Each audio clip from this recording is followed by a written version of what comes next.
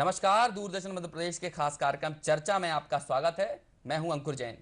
26 मई 2014 भारतीय लोकतंत्र के इतिहास में निश्चित ही ये तिथि लंबे समय तक याद रखी जाएगी। यही वो दिन था जब पहली बार किसी गैर कांग्रेसी दल ने पूर्ण बहुमत से अपनी सरकार बनाई और देश की जनता ने करीब 10 सालों बाद एक बड़े परिवर्तन को साकार होते देखा।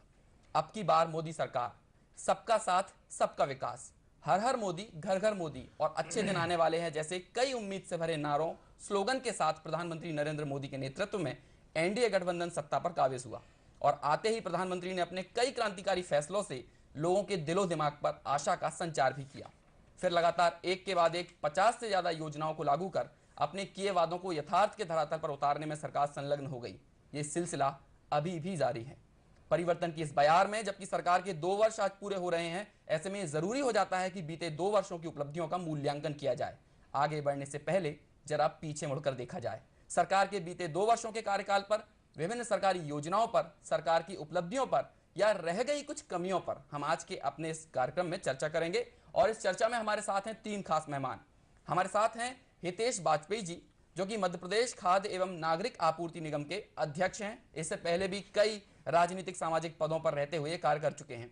हमारे साथ है दूसरे खास मेहमान वरिष्ठ पत्रकार अक्षत शर्मा जी, जो कि अपने पीछे लंबा पत्रकारीय अनुभव रखते हैं और वर्तमान में स्वदेश अखबार के साथ जुड़े हुए हैं। इसके अलावा तीसरे विशेष अतिथि के रूप में हमारे साथ हैं समाज सेवी और युवा नेता डॉक्टर जिनेंद्र शास्त्री, जो समाज सेवा से जुड़े हुए कई कार्यों को करते हुए निरंतर चर्चाओं में रहे हैं और कई बड़े मंचों द्वारा इन कार्यों के लिए इनका सम्मान किया गया है। इसके अलावा राजनीति के भी बड़े पदों पर ये काबिज रहे हैं। चर्चा की शुरुआत करें इससे पहले प्रधानमंत्री नरेंद्र मोदी के कार्यकाल में हुए बीते 2 वर्षों की कुछ उपलब्धियों पर हमने एक रिपोर्ट बनाई है। पहले उस रिपोर्ट को देखते हैं, उसके बाद चर्चा जारी रखेंगे। जी, ये जो प्रधानमंत्री के 2 वर्षों के कार्यकाल पर हमने जो खास प्रस्तुति बनाई है उसे देख लेते हैं।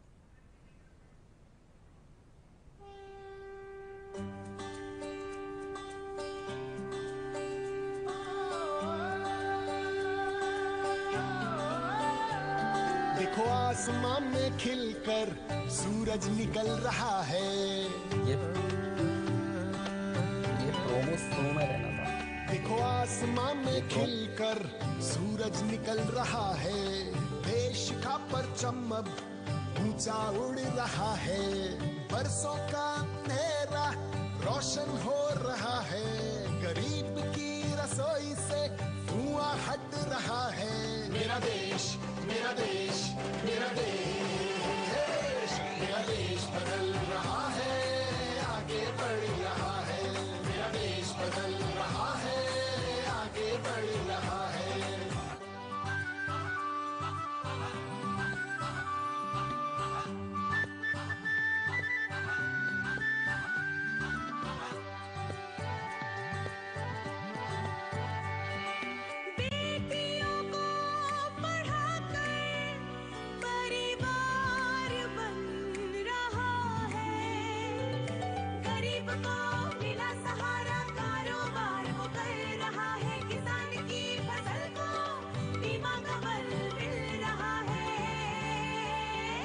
मेरा देश, मेरा देश, मेरा देश, मेरा देश बदल रहा है, आगे बढ़ रहा है।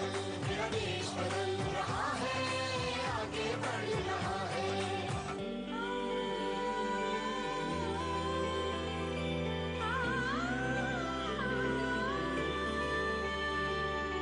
युवाओं के हाथों से भारत संवर रहा है।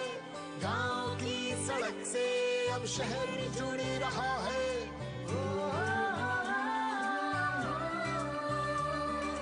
बैंक अब सभी का खाता खोल रहा है। रेल का सफर अब मन को भा रहा है। हुनर के हौसले से रोजगार बढ़ रहा है। मेरा देश, मेरा देश, मेरा देश, मेरा देश बदल रहा है, आगे बढ़ रहा है। मेरा देश बदल रहा है, आगे बढ़ रहा है। मेरा देश बदल रहा है, आगे बढ़ रहा है। मेरा देश बदल रहा है, आगे बढ़ रहा है।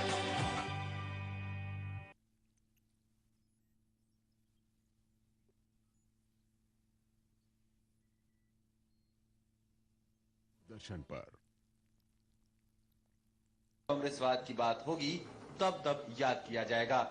केंद्र में पहली बार गैर कांग्रेस सरकार पूर्ण बहुमत से बनी।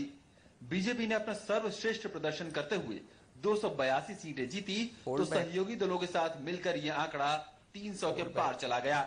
नरेंद्र मोदी ने आज ही के दिन यानी 26 मई को 2 साल पहले देश की कमान संभाली। एक ऐसी सरकार पूर्ण जनादेश लेकर आई थी।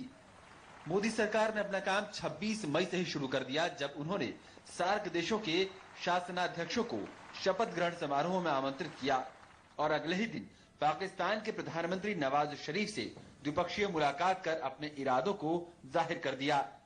प्रधानमंत्री नरेंद्र मोदी ने लाल किले की प्राचीर से अपने पहले संबोधन में जनधन योजना की घोषणा की, जो गरीबों के लिए देश की सबसे बड़ी वित्तीय सेवाओं वाली योजना है, जिसमें बैंकों में जीरो बैलेंस पर खाता खुलवाने से लेकर बीमा तक शामिल है। गैस सब्सिडी स्कीम भी देश की बड़ी कैश ट्रांसफर योजनाओं में शुमार है। Make in India, skill India, digital India ऐसी योजनाएं हैं जिन्होंने युवाओं को रोजगार देने की दिशा में मील का पत्थर बनने का काम किया है। मोदी सरकार की स्मार्ट सिटी योजना शहरों के चौतरफा विकास का सूचक है। वही सामाजिक क्षेत्रों में भी मोदी सरकार ने काम किया। राष्ट्रपिता महात्मा गांधी के जन्म दिवस से स्वच्छ भारत अभियान की शुरुआत की, जो देश का सबसे बड़ा स्वच्छता अभियान बना। तो बेटी बचाओ बेटी पढ़ाओ जैसी अभियान की शुरुआत कर सामाजिक चेतना पैदा करने की कोशिश की। सामाजिक सुरक्षा के लिए भी कई बीमा योजनाओं की शुरुआत की गई। किसानों के जीवन स्तर को सुधारने के लिए जहां फसल बीमा योजना का क्षेत्र बढ़ाया गया, तो सॉइल हेल्थ कार्ड को भी प्रोत्साहन दिया गया। मोदी सरकार के किए प्रयासों से जन आकांक्षाएं बढ़ी हैं, तो मोदी सरकार ने भी हर क्षेत्र में योजनाएं लाकर उन्हें पूरा करने के प्रयत्न किए हैं। अब जबकि केंद्र सरकार अपनी दूसरी वर्षगांठ मना रही है, तो आने वाले वर्षों के लिए उम्मीदें और बढ़ गई हैं।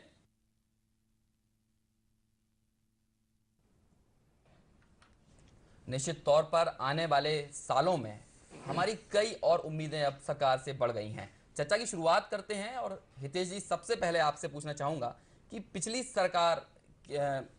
सरकार थी, उसके कार्यकाल के दौरान आए कई भ्रष्टाचार के जो मामलों थे, उन मामलों की तुलना में अब तक वर्तमान सरकार ने अपने 2 वर्षों के अपने कार्यकाल में से किसी भी मामले को नहीं उभरने दिया है, जो यकीनन एक बहुत बड़ी उपलब्धि है। सर्वोच्च स्तर के आर्थिक निर्णयों में आई सरकार की इस पारदर्शिता को आप किस तरह देखते हैं? देखिए, उसके पहले 2-3 बातें और मैं स्पष्ट कर देना चाहता हूँ कि आखिर ये हो क्या रहा है जी। ये इस देश की जनता पिछले 10 वर्षों के कार्यकाल के दौरान त्रस्त हो गई थी कि 70 सालों में हम तरस गए हैं कि हमको एक सरकार तो ऐसी मिले जो भ्रष्ट सरकार ना हो, जो जवाबदेह सरकार हो, जिसको हम ईमानदारी से चुने। और आपने देखा था कि राजनेताओं से, राजनीति से और सरकारों से लोगों की श्रद्धा खत्म हो गई थी। लोग राजनीति और राजनेताओं को उपहास का पात्र मानने लगे थे। सरकार मतलब एक भ्रष्ट तंत्र ये स्थापित हो गया था।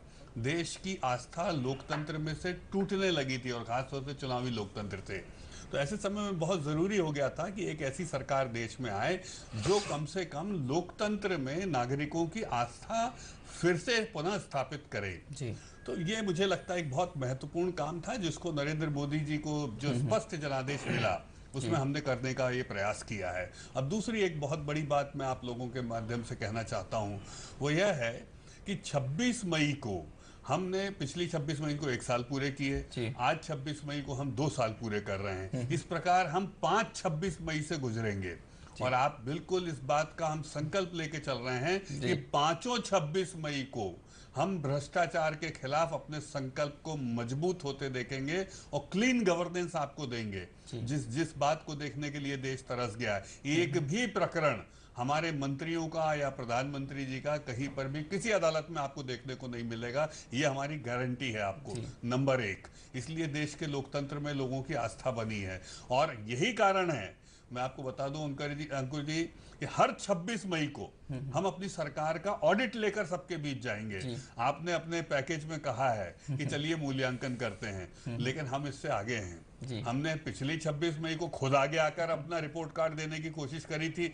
इस 26 मई को भी अमित शाह जी ने स्पष्ट कहा है कि हर 26 मई को हम अपनी सरकार की जो हमारी उपलब्धियां हैं, हम ये नहीं कहते कि हमने पूरा काम कर लिया है, लेकिन हमने जो कुछ भी किया है उसको लेकर हम लोगों के बीच जाएंगे। और ये हमारा पब्लिक ऑडिट है जिसके लिए हम जाएंगे। कांग्रेस से तो हम चुनाव में और सदन में निपटते रहते हैं, लेकिन जनता का पहला अधिकार है जानना कि हमने पिछले 2 वर्षों में क्या किया, वो लेके हम खुद सामने आए। बिल्कुल सही बात है, बहुत ही अच्छी बात कही कि हम लोग भले ही मूल्यांकन करने की बात कितनी ही क्यों ना कहते रहे, लेकिन सरकार पहले ही अपनी योजनाओं को लेकर, अपने आगामी जो भी कार्य किया जाना है उसको लेकर पहले ही अपनी सारी नीति बना चुका है, और पहले की सारी योजनाओं का या अपना अब तक जो कार्य हुआ है उनका मूल्यांकन सरकार कर चुकी है।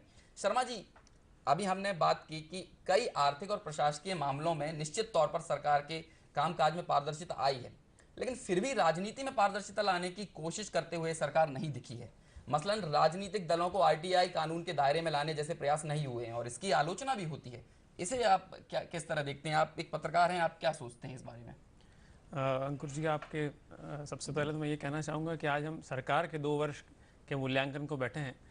उसमें राजनीतिक दल का, हालांकि आपने सवाल पूछा है तो उसका भी मैं जवाब देता हूँ, क्योंकि आरटीआई का जो दायरा है वो ज़्यादातर शासकीय क्षेत्र के लिए ही लागू होता है जी। प्राइवेट सेक्टर के लिए वो लागू नहीं होता है जी। इसलिए प्राइवेट सेक्टर में अगर किसी दिन लागू करना होगा तो उसका एक अलग सिद्धांत या उसके लिए अलग कानून पारित करने की आवश्यकता होगी। और जहाँ तक आर्थिक मामलों की जानकारी का पार्टियों का सवाल है, वो तो इनकम टैक्स में सब पार्टियां अपना रिटर्न फाइल करती हैं। अगर किसी को जानकारी चाहिए तो इनकम टैक्स से वो जानकारी मांग सकता है जी।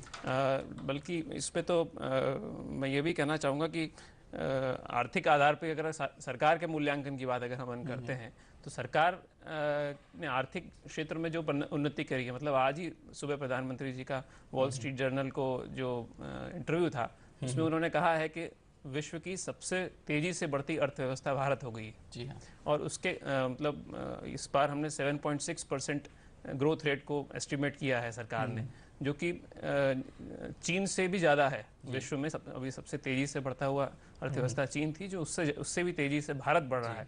तो विश्व की नज़र भारत की तरफ है। इसमें जहाँ पर प्रधानमंत्री जी को तो क्रेडिट जाना ही चाहिए, और उनके पूरे सहयोगी जितने मंत्री हैं, मतलब प्रधानमंत्री जी स्वयं उदाहरण के तौर पे काम करते हैं। मतलब वो इतनी मेहनत और ईमानदारी से काम करते हैं, एक वो उदाहरण के रूप में सभी पूरी टीम के सामने प्रस्तुत करते हैं, और देश के लोगों के सामने भी वो एक उदाहरण के रूप में। सही बात है कि जब नेता ही दूसरों के सामने एक मिसाल पेश करता है ईमानदारी की, पारदर्शिता की, तो बाकी दलों में, बाकी सहयोगियों में भी एक सकारात्मक सोच का संचार कहीं ना कहीं होता है। चर्चा को आगे बढ़ाएंगे, जिनेंद्र जी से कुछ विषयों पर प्रश्न करेंगे, उससे पहले रुकते हैं एक छोटे से ब्रेक के लिए। ब्रेक के बाद जल्द लौटते हैं।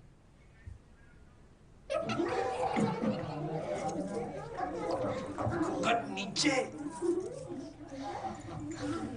काकी, घर में शौचालय कहाँ है? बहू को घर में कहाँ, खुले में ही जाना पड़ेगा। फिर तो तुम घूंघट भी खोल ही दो। एक तरफ तो आपको बहू का घूंघट भी सरकाना गवारा नहीं, और दूसरी तरफ उसे खुले में। इस तरह तो हमने कभी सोचा ही नहीं था। तो अब सोचो, घर में शौचालय बनवाओ और इस्तेमाल करो। स्वच्छ भारत मिशन, एक कदम स्वच्छता की ओर। जहाँ सोच वहाँ शौचालय। प्रियंका भारती, हाँ। ए शारदा, विमल, हरिया, सब इधर आओ। ये प्रियंका, बहुत नाम है इनका। अपनी इज्जत और स्वच्छता की खातिर अपने लगन के दूसरे दिन ससुराल छोड़ने की हिम्मत दिखाई और अपने मर्द से शौचालय बनवाने की मांग की। सुना उसने? जब सोच और इरादा नेक हो तो सब सुनते हैं, जैसे इसके मर्द ने सुना। स्वच्छ भारत मिशन, एक कदम स्वच्छता की ओर। आप भी अपने घर में शौचालय बनवाएं और इस्तेमाल करें। जहाँ सोच वहाँ शौचालय। करोड़ों भारतवासियों की उम्मीदों के बीच विकास की ओर बढ़ते कदम। मोदी सरकार के 2 साल के कार्यकाल पर डीडी न्यूज की खास पेशकश। मंत्रियों से विशेष संवाद 1 मई से हर रात 10 बजे। बदलती तस्वीर, देश की रिपोर्ट दिन भर, साथ ही विशेष कार्यक्रम 17 से 31 मई हर शाम 7:30 बजे। 2 साल मोदी सरकार, 1 मई से लगातार, सिर्फ डीडी न्यूज पर।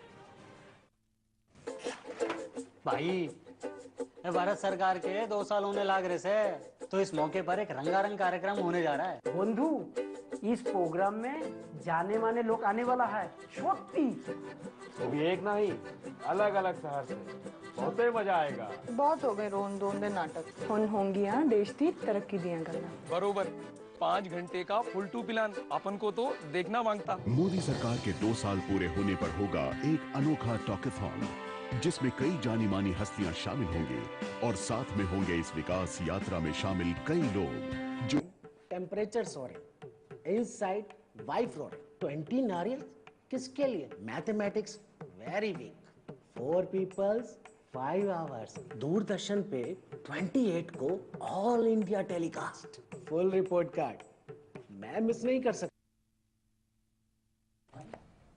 ब्रेक के बाद आपका एक बार फिर स्वागत है। हम बात कर रहे हैं 2 साल मोदी सरकार, पिछले वर्षों की केंद्र सरकार की उपलब्धियों के ऊपर। चर्चा को आगे बढ़ाते हैं। जिनेंद्र जी, प्रधानमंत्री जी के विदेशी दौरों की काफ़ी आलोचना देखने को मिली है। लोगों ने इसे मजाक का विषय भी बनाया। चूंकि आप राजनीति से जुड़े हुए हैं और राजनीतिक घटनाक्रम पर लगातार नज़र बनाए रखते हैं, आप इन दौरों को कितना ज़रूरी मानते हैं और विरोधियों द्वारा की जाने वाली आलोचना को किस तरह देखते हैं? अंकुर जी, पहली बात तो सबसे पहले आपको सभी को, भारत की जनता को मोदी सरकार के 2 वर्ष की बहुत बहुत बधाई। जैसे कि आपने कहा कि क्या नज़रिया है, ये सरकार मोदी सरकार के साथ में जनता की सरकार है जी। और लंबे समय के बाद जनता को ऐसे लगने लगा है कि हमारे बीच में एक बहुत सहज व्यक्ति हमें सुलभ मिला है। मन की बात, दूरदर्शन पे जनता की बात को सुनाना, और साथ में ही नरेंद्र मोदी के ऐप के द्वारा जो मोदी जी काम कर रहे हैं, यह सब के बाद जो मोदी जी की विदेश नीति है, वास्तविकता में विदेश नीति के साथ साथ विकास नीति है। आज मोदी जी जो विदेश दौरे कर रहे हैं, जब वो विदेश नीति का दौरा का जब रोड मैप बना रहे थे, तो उन्होंने सबसे पहले भूटान पर अपने कदम रखे। तो भूटान में जो अपना मित्र देश है, वहाँ पहली बार कोई प्रधानमंत्री पहुंचा और पहुंचने के बाद उन्होंने हिंदी में अपना वक्तव्य दिया। तो देश की संस्कृति, देश का दर्शन, देश के पर्यटन को बढ़ावा देना और रोजगारों के नए नए अवसरों का सृजन होना है। इसलिए मोदी जी की यात्रा पूरे विश्व में जो चल रही है, इसकी बहुत हम प्रशंसा करते हैं और अनुमोदना करते हैं कि कोई तो देश में ऐसा प्रधानमंत्री आया है जो भारतीय संस्कृतियों को विदेशों में डंके की चोट से पहुंचा रहा है। इसके पहले जो भी प्रधानमंत्री विदेश जाते थे, जहां तक मुझे ध्यान है, वो जब पहुंचते थे उनकी खबर मीडिया में रिलीज होती थी और जब आते थे तब होती थी। लेकिन पहली बार ऐसा देखने में आ रहा है कि देश के प्रधानमंत्री विदेश जा रहे हैं तो उनकी पल पल की खबर युद्ध तक जारी है, बुजुर्गों तक जारी है, महिलाओं तक जारी है। और जापान में जाकर वे वहां के राष्ट्र नायकों से चर्चा करके वे बुलेट ट्रेन लाए। अमेरिका में गए, यहां तक कि पूर्व जब मोदी जी प्रधानमंत्री नहीं थे तो यही राष्ट्रपति साहब उनको वीजा देने के लिए मना करते थे। लेकिन इतनी बड़ी ताकत देश की जो जनता ने दी है, तो वे स्वयं मोदी जी जब अमेरिका पहुंचे तो वो स्वयं बराक ओबामा साहब उनको लेने के लिए, रिसीव करने के लिए पहुंचे। ये देश की ताकत है। और मेरा ऐसा मानना है कि मोदी जी की जो यात्रा है, ये देश की नीतियों की यात्रा है, देश की विकास की यात्रा है और देश को आगे बढ़ाने के लिए यात्रा है। इसकी तो हम पूरी हमको भूरी प्रशंसा करनी चाहिए। बहुत सही बात कही। इसके साथ जो एक और महत्वपूर्ण बात इन विदेशी यात्राओं में देखने को मिलती है, वो है कि आज विदेशी लोग भी अपने आप को देश से जुड़ा हुआ महसूस करते हैं। जितने भी एनआरआईज हैं या भारतीय लोग जो विदेशों में रह रहे हैं, वे अपनी संस्कृति से जुड़ा हुआ महसूस करते हैं और इसका बहुत ज्यादा श्रेय इन यात्राओं को दिया जाना चाहिए। हितेश जी, सबका साथ सबका विकास के वादे के अनुरूप सामाजिक बनावट को मजबूत ना बना पाने के लिए भी कई बार सरकार की आलोचना होती है, चाहे वो असहिष्णुता का मुद्दा हो, चाहे परंपरागत समरसता में आई खटास की बात हो। आप इन आलोचनाओं पर क्या विचार रखते हैं? मुझे लगता है ये सब पानी के बुलबुले थे और गुजर गए, और इसलिए उन पर चर्चा मैं बहुत अनावश्यक समझता हूँ। और दर्शक भी आपके सवाल को मेरे को नहीं लगता कि बहुत गंभीरता से लेते हैं। और रहा सवाल सबका साथ सबका विकास का, तो जब मैं आपसे बात कर रहा हूँ तो इस देश में 3 करोड़ से अधिक, लगभग 3.5 करोड़ युवाओं को हम मुद्रा बैंक के माध्यम से लोन दे चुके हैं। और जिस लोन का अमाउंट लगभग 1.5 करोड़ के आसपास आप मान के चलिए कि होता है। और अब आप इसको यदि कैलकुलेट करेंगे तो आप ये पाएंगे कि हर जिले में एक एससी, एक एसटी और एक महिला हर बैंक के लिए हमने कंपलसरी किया। तो जब हम इस प्रकार की सोच को लेकर चलते हैं तो ये कहलाता है सबका साथ सबका विकास। हाँ, हमारे ऊपर बहुत आसान है ये कह देना कि ये कम्युनल है, फलाने हैं, ढिकाने हैं, लेकिन जब धरती पर बात आती है तो जिन लोगों के पास यथार्थ नहीं होता, जिन लोगों के पास लोगों को देने के लिए रोजगार नहीं है, उद्यमिता नहीं है, रोटी नहीं है और केवल भाषणों से जो वर्षों से पेट भरते आए हैं, मुझे लगता है वहां पर ऐसी बातें खड़ी होती हैं। लेकिन प्रधानमंत्री मोदी जी दिन रात इस बात के लिए काम कर रहे हैं कि वे कैसे लोगों के घर जाएं। और आपने देखा होगा यदि देश में एक कॉल पर आप 1 करोड़ परिवार, 1 करोड़ महिलाएं यदि अपना एलपीजी का कनेक्शन छोड़ देती हैं इस बात के लिए कि खास तौर से दूरदर्शन गांव-गांव जाता है, गांव के लोग इस बात को समझते हैं कि वहां पर चूल्हे की जगह पर गैस आ जाए, तो मुझे लगता है ऐसा प्रधानमंत्री न भूतो न भविष्यति। और ये उनकी लोकप्रियता बताता है क्योंकि ये कोई योजना नहीं थी, ये एक कॉल था, एक प्रधानमंत्री का आह्वान था देश के उस वर्ग के लिए। हमारे यहाँ लगभग 25 करोड़ परिवार हैं। अभी हमने 5 करोड़ ऐसे परिवारों को उज्ज्वला योजना के तहत एलपीजी गैस कनेक्शन देने का प्रण लिया है। और आपके जितने दर्शक देख रहे हैं जो गरीबी रेखा से नीचे जीवन यापन करते हैं और जिनके घरों में चूल्हे हैं, ये चूल्हे जल्दी ही बदल जाएंगे एलपीजी गैस से। तो आप सोचिए कि यही तो सबका साथ और सबका विकास होता है। जब मोहल्ले के सब घरों में विकास का प्रकाश पहुंचेगा, जब प्रधानमंत्री ग्राम सड़क योजना हर गाँव से गुजरेगी, चाहे हिंदू हो, चाहे मुसलमान हो, चाहे अगड़ा हो, चाहे पिछड़ा हो, जब हर आदमी अपने उत्पाद को अपनी 2 किलो मूली भी लेकर यदि जाकर ठीक ढंग से वो मंडी में बेच के आ सकता है, तो मुझे लगता है यही सबका साथ सबका विकास है। तो चाहे सड़कों के जाल की बात हो, 2018 तक हमने लक्ष्य लिया है कि जो 18,000 गांव हमारे अनइलेक्ट्रिफाइड थे, जहां बिजली पहुंचहीन थे, उन गांवों में हम 2018 तक अपना इलेक्ट्रिफिकेशन कंप्लीट कर देंगे। 2019 तक देश भर की प्रधानमंत्री ग्राम सड़क योजना पूरी हो जाएगी। यानी कि 2019 तक 1,000 आबादी वाला ऐसा कोई गांव नहीं बचेगा जहां पर आपको चकाचक बिल्कुल ग्रामीण सड़क ना दिखे। अभी मैं पड़ोस के जिले में बैठक लेने जा रहा था तो मुझे मेरे हाईवे से कुछ सड़कें नीचे उतरती हुई दिखाई दे रही थी और वो इतनी सुंदर और इतनी अच्छी सड़कें थी। तो मैंने यही पूछा कि ये सड़कें कौन से नगर को जाती हैं। तो अचानक जब तक मैं सवाल खत्म करता तभी मुझे बोर्ड दिखाई दिया प्रधानमंत्री ग्राम सड़क योजना का। ये सबका अनुभव होगा। और तब मुझे लगा कि नहीं साहब, ये नगर में नहीं जाती है, ये सड़क जो है गांव में जाती है। तो आप देखेंगे कि जो गांव की सड़कें हैं वो नगरों की सड़कों से बेहतर हो गई हैं। अब आपके पास नगर की सड़कों की कहानियां तो आती है लेकिन गांव की किसी सड़क की कहानी नहीं आती होगी। तो मुझे लगता है, और मध्य प्रदेश उसमें से एक ऐसा राज्य है अंकुर जी, जो प्रधानमंत्री ग्रामीण सड़क योजना का अपना 1,000 गाँव का लक्ष्य पूरा कर चुका है। और 500 गाँव का जो 500 की आबादी के गाँव का मांगा था वो भी हम पूरा करने जा रहे हैं। तो मुझे लगता है ये सबका साथ सबका विकास की सही अवधारणा है। और धर्म, जाति, ऊंचा नीचा, इसके नाम पर बहुत राजनीति हो गई। ये राजनीति कांग्रेस को मुबारक हो और इसीलिए वो अपनी जगह पर व्यवस्थित हो गई है और भारत की जनता ने उसको नकार दिया। जी बिल्कुल, बहुत सही बात कही कि जो मूल मुद्दे थे उनसे सरकार नहीं भटकी है। बाकी जो मुद्दे देखने सुनने में को मिले हैं वे सब कहीं ना कहीं विरोधियों का फैलाया हुआ अपना एक एजेंडा है और जिसको बहुत ही आसानी से सरकार ने पार किया। उनकी रणनीति को कहीं ना कहीं सफल नहीं होने दिया, ऐसा हितेश जी का मानना है। बाकी जो अंतिम वर्ग तक क्या कहें, सबका साथ सबका विकास की जो बात की जाती है, उसको उस लक्ष्य तक, उस नारे को चरितार्थ करने का बहुत हद तक काम सरकार के द्वारा हुआ है। शर्मा जी, एनडीए के सत्ता में आने से पहले काले धन की वापसी एक बहुत बड़ा मुद्दा था, लेकिन अब तक सरकार इसमें उतनी सफल नहीं हो पाई है जितनी की उम्मीद की जाती थी। इस दिशा में सरकार के कार्यों को आप किस तरह से देखते हैं, या अभी और क्या इस क्षेत्र में किए जाने की जरूरत महसूस करते हैं? जहाँ तक काले धन का सवाल है, सरकार ने अपने शुरुआती दिनों में ही इसको लेकर बड़े गंभीरता से प्रयास किए और संसद में इसके लिए कानून भी पास किया। हालांकि इसमें अपेक्षानुरूप उतना काम नहीं हो पाया जितना कि लोगों ने उम्मीद करी थी, लेकिन इतने वर्षों का जो काला धन था जो विदेशों में जाके जमा हो गया है, उसको लाने के लिए कुछ समय तो लगता है। एक छोटा कदम उसमें सरकार ने बहुत मजबूत कदम उठाया था और कानून पास किया। उसके बाद कुछ नाम भी उजागर हुए थे। आपने अगर उसमें मीडिया रिपोर्ट्स में देखा होगा तो कुछ नाम भी उजागर हुए कि स्विस बैंक में फला लोगों का वहाँ पर धन जमा है। उसमें एक चीज़ मैं और कहना चाहूँगा कि सरकार के प्रयासों से जो पहले ये काला धन विदेशों में चला जाता था, कम से कम अब वो इतना कड़े कानून हो गए हैं तो अब वो देश में है, बाहर लोगों के भेजने की हिम्मत नहीं हो रही है। और इसमें पत्रकार बिरादरी का भी बड़ा योगदान है। अभी हालांकि हाल ही में अपन ने पनामा लीक्स के नाम से एक डिस्क्लोजर सुने थे, जिसमें कि विश्व भर के कुछ पत्रकारों के एक कंसोर्टियम ने पूरे विश्व के काला धन विदेशों में, टैक्स हेवन देशों में रखने के लिए उन्होंने एक उसमें ऑपरेशन किया था और उसमें काफ़ी सारे लोगों का नाम उजागर हुआ था। तो इस तरह के जो प्रयास हो रहे हैं वो कालाधन रोकने के लिए हो रहे हैं और सरकार के प्रयास जो हैं वो सामने आ रहे हैं लोगों। हितेश जी भी यहाँ कुछ कहना चाह रहे हैं। हितेश जी आप अपनी बात रखिए। हाँ बिल्कुल, देखिए काले धन को हमको समझना होगा, काला धन पैदा क्यों होता था। सबसे बड़ा प्रश्न ये है, आपने देखा होगा काला धन पैदा होता था अगस्ता हेलीकॉप्टर घोटाले में, 1 करोड़ रुपए पैदा हुआ।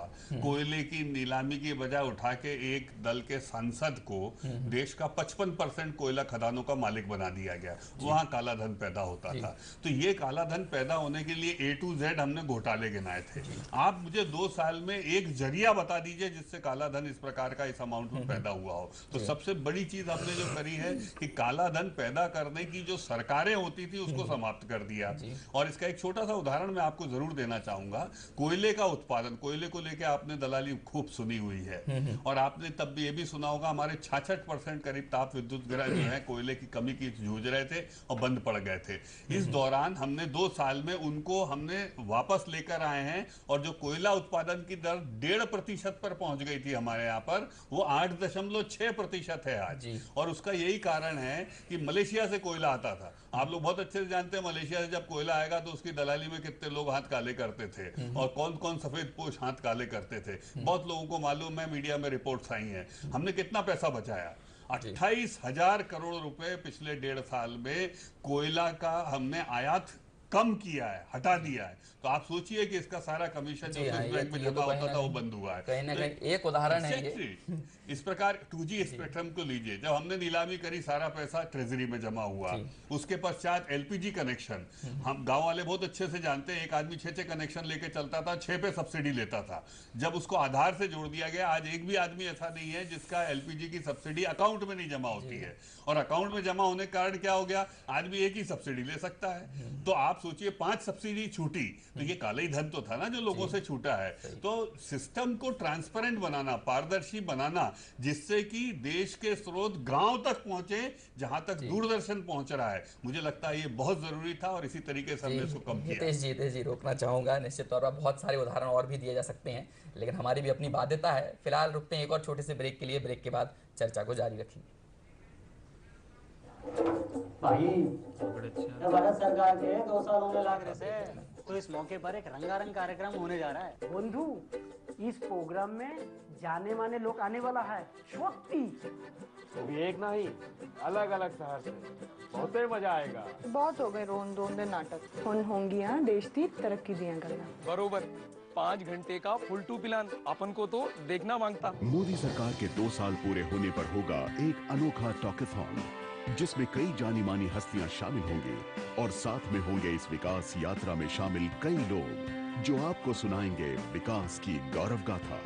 तो देखिए और हिस्सा बनिए इस अनूठी शाम का, जो आगाज है एक नई सुबह का। 28 मई को शाम 5 बजे से सिर्फ दूरदर्शन पर। Temperature soaring, inside wife roaring, 20 नारियल किसके लिए? Mathematics very weak, 4 peoples 5 hours. Doordarshan पे 28 को all India telecast, full report card, मैं मिस नहीं कर सकता। मोदी सरकार के 2 साल पूरे होने पर होगा एक अनोखा टॉकथॉन, जिसमें कई जानी मानी हस्तियां शामिल होंगी और साथ में होंगे इस विकास यात्रा में शामिल कई लोग जो आपको सुनाएंगे विकास की गौरव गाथा। तो देखिए और हिस्सा बनिए इस अनूठी शाम का, जो आगाज है एक नई सुबह का।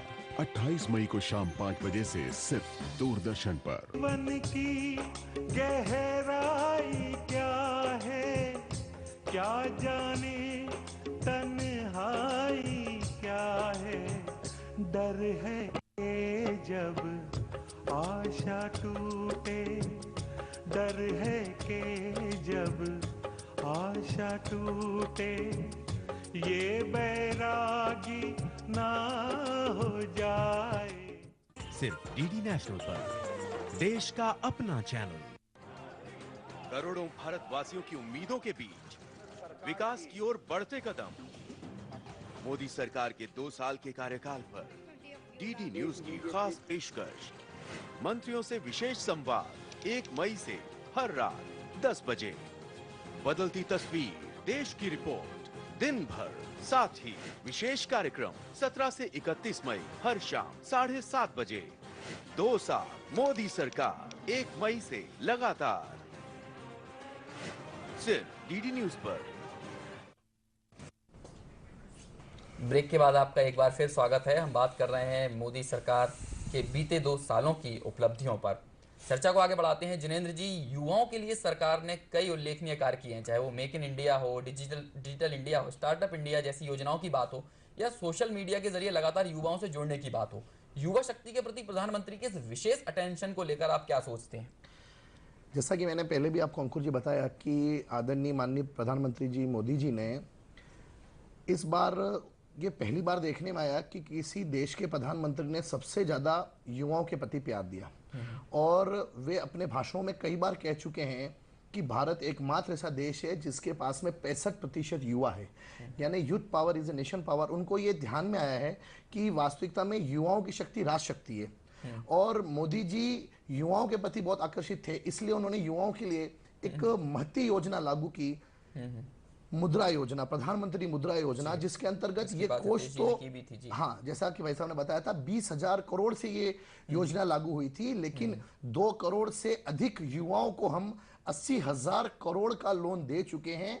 यानी एक युवा जो स्किल डेवलपमेंट के अंदर, कौशल विकास के अंतर्गत कुछ करना चाहता है, कुछ कर गुजरना चाहता है, जिनको यूथ कहा जाता है, जिनको युवा कहा जाता है, और वह अब किसी पर आश्रित नहीं रहे, वो खुद अपने दम पर, सरकार के दम पर, वो सरकार ने उनको लोन दिया और सरकार ने उनको कहा कि आप खड़े हो, हम आपके साथ हैं। इसका दूसरा चरण स्किल डेवलपमेंट के बाद में, जिसको अपन स्किल इंडिया के नाम से योजना को महती योजना बता रहे हैं, इसका दूसरा जो भाग है, पार्ट है, वो है स्टार्टअप स्टैंड अप।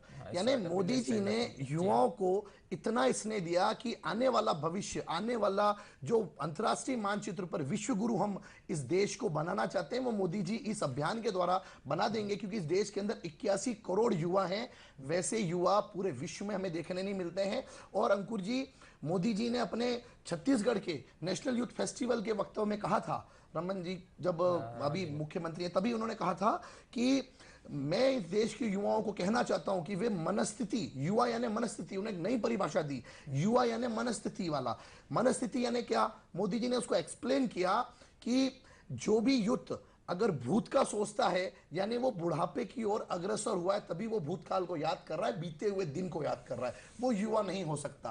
उन्होंने अपने विषय को आगे बढ़ाते हुए कहा, यानी युवा वही है जो आगामी सपने को देखे, भविष्य के सपने को देखे, वही वास्तविकता में युवा है। और मोदी जी ने उसी वक्तों में यह भी कहा था, हाल ही में असम के भाषणों में भी युवाओं को संबोधित करते हुए मोदी जी ने बात कही थी कि युवा का विपरीत करो तो वायु बनती है, और जिस प्रकार से वायु पूरी गति के साथ चले तो वो तूफान भी ला सकती है, नष्ट भी कर सकती है, और लेकिन सही दिशा में चले तो वो देश की दशा और दिशा बदल सकती है। यह काम मोदी जी ने किया और समय जयते जैसे नारे मोदी जी ने दिए। यहां तक कि छत्तीसगढ़ के उस नेशनल यूथ फेस्टिवल में मोदी जी ने एक बात और कही थी कि 15 अगस्त के दिन मोदी जी ने स्वच्छता अभियान का नारा दिया था, और 26 जनवरी उसकी एक लाइन डिसाइड की थी कि 26 जनवरी के लिए सभी युवा इस स्वच्छता अभियान में लगे, अपने घर के आसपास की मूर्तियों की सफाई करें।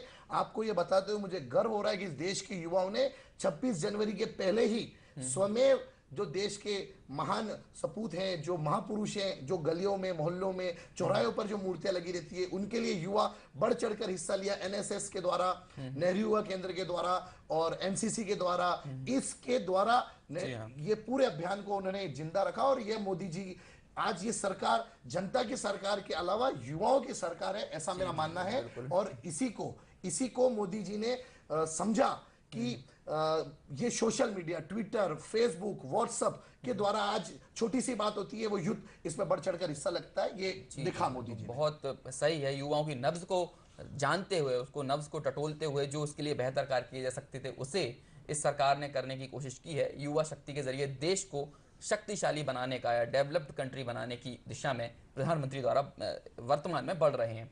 हितेश जी, समय बहुत कम है, बहुत छोटे में आपसे जानना चाहूँगा, आपने उसकी बात भी की थी, सबका साथ सबका विकास।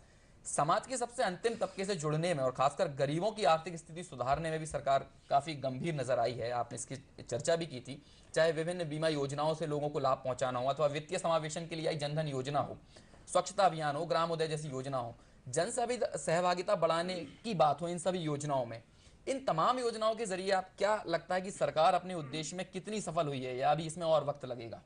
देखिए, मैंने आपको बताया था, अब मैं आपको फिर तुलनात्मक बताता हूँ जी। यूपी वाले बार बार बोलते हैं हमारा नाम तुम्हारा नाम, ठीक है, नाम बदल दिया, काम क्या किया आपने? यूपीए की सरकार के 10 साल के दौरान 18 लाख खाते खोले थे फाइनेंशियल इंक्लूजन में। अब आप देखिए आज की डेट में 21 करोड़ 81 लाख खाते खुले हैं। आप सोचिएगा कि 21 करोड़ 81 लाख परिवार आपके जनधन के माध्यम से बैंक अकाउंट से जुड़ गए। फायदा क्या हुआ? जीरो बैलेंस पे हमने बैंक अकाउंट खोले। हमारे कुछ विधायक ऐसे हैं जिन विधायकों ने 10-10 हजार लोगों के 12-12 रुपए डाले, और बहुत छोटा सा अमाउंट होता है। इस 12 रुपए में एक गरीब से गरीब आदमी को साल भर का 2 लाख रुपए का दुर्घटना बीमा मिला। और मैं आपको ये बता रहा हूँ, हालांकि दुखद प्रसंग है, जब इस योजना को लागू किया गया है तो हमारे प्रधानमंत्री कार्यालय के जो MOS हैं, Jitendra Singh ji, minister of state, उन्होंने बताया कि चौथे दिन दुर्भाग्य से एक व्यक्ति की मृत्यु हो गई। ये बिल्कुल सत्य बात मैं आपको बता रहा हूँ।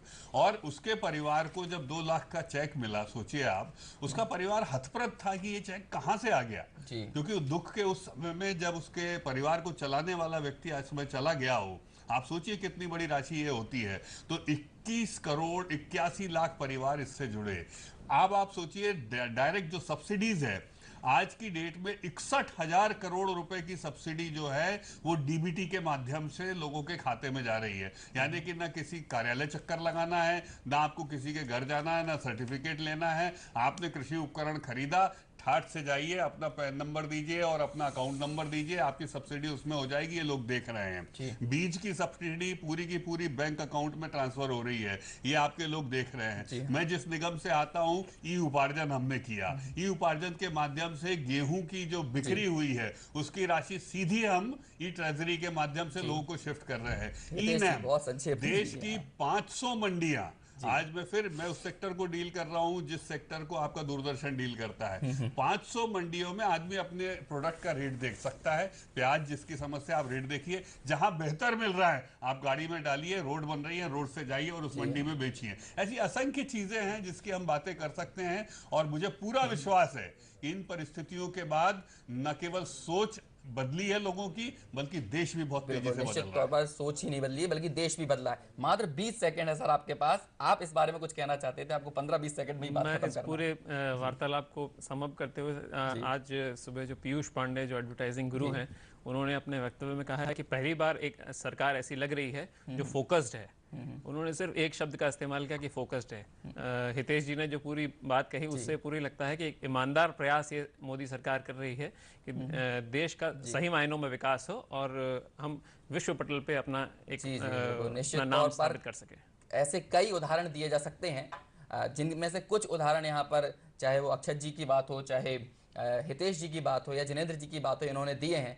लेकिन इन सारे उदाहरणों के जरिए, इन सारी कुछ नज़ीरों के जरिए ये पता चलता है कि केंद्र सरकार हर एक व्यक्ति तक, हर एक व्यक्ति का उत्थान करने के लिए, चाहे उसकी सामाजिक स्थिति हो, आर्थिक स्थिति हो या अन्य दूसरे भी जहां जहां भी पिछड़ापन है, उस पिछड़ेपन को दूर करने की बात हो, उसे बेहतर करने की दिशा में सरकार निरंतर आगे बढ़ रही है। और ये योजनाएं तो महज एक शुरुआत है। ऐसा कहा जाता है कि अभी तो सिर्फ ये योजनाएं अपने शुरुआती चरण में 2 साल हुए हैं जी, अभी महज 3-26 बाकी हैं, 2 साल हुए हैं, अभी 3 साल और बाकी हैं। जब ये योजनाएं अपनी चरम परिणति की ओर आगे बढ़ेंगी, तब निश्चित तौर पर देश में जिस उद्देश्य के साथ, जिस संकल्प के साथ मोदी सरकार कहें या भाजपा के बहुमत के साथ जो गठबंधन दल केंद्र सरकार में एनडीए का गठबंधन इस समय सत्ता में है, उसके निरंतर नवीन प्रयासों के जरिए एक दिन वो परिवर्तन देश में जरूर देखने को मिलेगा जिसका हम सालों से इंतजार कर रहे थे। फिलहाल चर्चा में यहीं रुकते हैं। बहुत सारे विषय पर हमने बात की, लेकिन यकीनन बहुत सारे विषय छूट गए हैं और इतने छोटे से समय में उन सभी पर बात करना संभव भी नहीं था। इसलिए फिलहाल रुकते हैं यहीं। अगले हफ्ते जब आएंगे तो कई दूसरे मुद्दों पर आपसे पुनः रूबरू होंगे। तब तक के लिए पूरी टीम को दीजिए इजाज़त। हमारे तीनों मुख्य अतिथियों का भी मैं यहाँ पर आभार जताना चाहूँगा। रुकते हैं यहीं, अगले हफ्ते कई सारे दूसरे विषयों के साथ पुनः हाजिर होंगे। नमस्कार।